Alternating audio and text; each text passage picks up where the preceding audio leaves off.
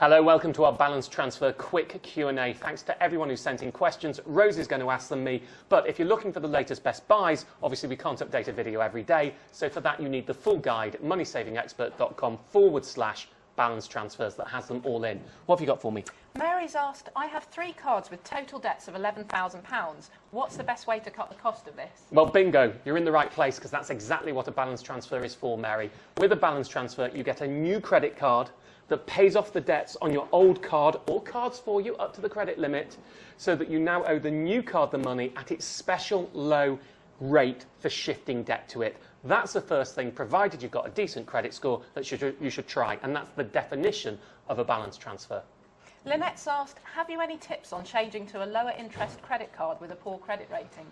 That's never going to be easy, I'm afraid. You have to apply and they will credit score you. If you've got a poor credit score, you're unlikely to get the really top deals. But there are other things you can do. The first is actually look at your existing cards, list them in order and call them all up if you've got any room on the credit limit and say, well, I know you won't make the debt I've got with you any cheaper. Can I shift debts from other cards to you? And if I do, will you give me a special cheap rate? You'll find more info on doing that in the credit card shuffle article. Sometimes they will, sometimes they won't. Even if they won't know, let's say you've got a few different cards. One's at 15.9% standard rate, one's at 29.9% standard rate. If there's any room on the cheaper card, then you should still be able to shift debt from it, balance transferring again, to the cheaper card that will cut your overall interest rate. And even if that doesn't work, at least list all the debts in order. Make sure you're focusing all your spare cash on clearing the most expensive card and just pay the minimums on everything else. Michelle, Mary and Diane have all asked, can I use a 0% balance transfer card to pay off my bank loan?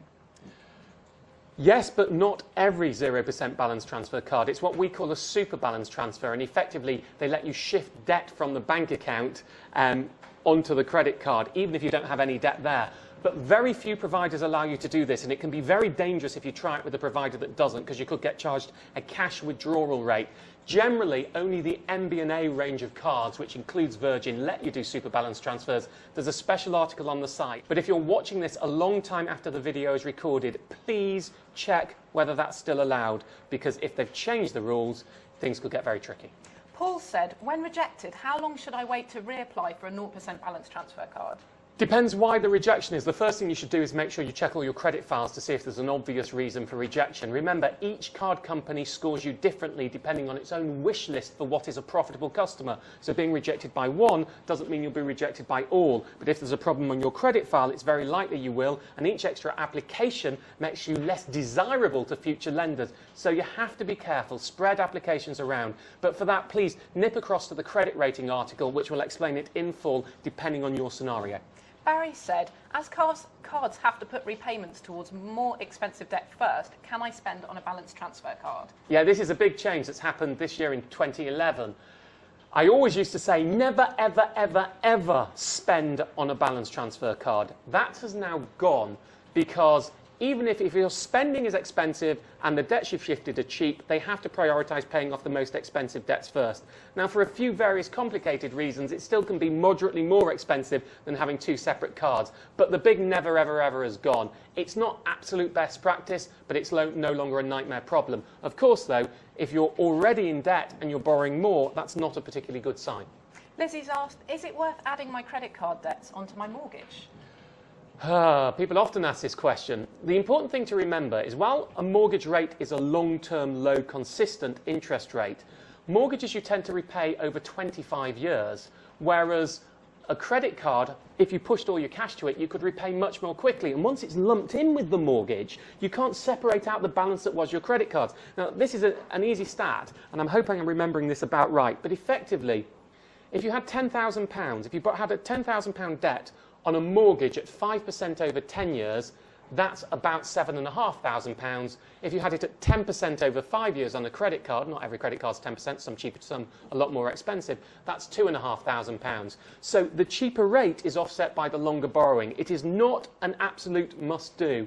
In many cases, you would be better on just shifting the debt to a cheap credit card, assuming you can repay it. Because also, by shifting your debt to your mortgage, if you then can't repay the extra amount, your home is at risk. Shona said, if you've had a card from a company in the past, does this stop you getting another? Generally, if you still have the card and you haven't cancelled it, yes. If you do cancel it, it normally can take between 6 months and 18 months for you to recount as a new customer for a new customer offer again. Do companies ever extend balance transfer deals for you? No, it's very rare they extend a balance transfer deal. What they will do is give you a new balance transfer deal, but of course that won't impact the money that the debt you've already got on the card. Should we pay off our credit card or pay a bit more than the monthly minimum payment and keep our savings?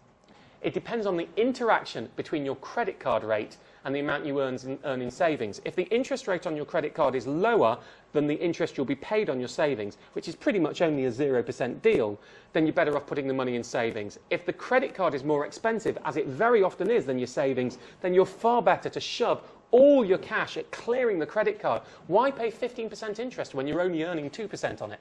Will it go against me if I apply for more 0% cards now mine is ending? Every application you do for a credit card has a minor impact on your credit file. So, as a technical answer, yes. But generally, if you haven't applied for any other products in the last 6 months to a year and you've got a decent credit score, it shouldn't be a problem. And frankly, cutting the cost of your credit card debt is a very important thing to do with your credit score, second only probably to getting a mortgage. And even then it's debatable because of the impact on a mortgage is less so than on a credit card. So if you're at 0% is ending, best thing generally to do is apply for a new one. Can my daughter transfer her credit card debt to a balance transfer card in my name? Yes, shifting from one person to another, it's a common question, and the general answer is it depends on the card company. Some let you do it, some don't. There is no more firm answer than that. Is there any way of seeing what my credit limit will be? No, sorry, that's one of the problems. It's not a transparent system, something I've campaigned against, but it isn't a transparent system. They will only tell you by applying, and by applying, that has a minor negative impact on your credit score. Shouldn't happen like that, does. Can I swap credit card balances? For example, move a Barclaycard balance to HSBC, HSBC to Barclaycard to get 0% interest on both? Yes, you're rather clever. It would be a matter of timing. We generally talk about a technique like that in the credit card shuffle, where what you'd normally do is you would shift all the debt from a Barclaycard, say, to another card, and then move it back to Barclaycard if it were offering a cheap existing customer deal. It doesn't always work, though, because they can always refuse you a balance transfer if they think that you're trying to jemmy the system. I've not heard of that happening, but I can't guarantee it will always work. Will different cards mean different minimum repayments? Yes and no. It can mean different minimum repayments, although they're pretty standardised these days, but you need to check that. Just look for what the minimum repayment is. Is it possible to request a card for balance transfer only? No, because and certainly you wouldn't want to do that, because the aim of offering a cheap balance transfer is they hope you'll also spend on it and charge you a high rate of interest. But you can use a credit card only for balance transfers. You can just simply get the card and only do your balance transfer on it. You don't have to tell them that you're not going to spend. They won't ask that. It's not a problem. But no, there isn't a specific balance transfer only credit card. Just use it that way. And I think that's all we've got time for this week, Martin. Whew. Thank you very much for listening.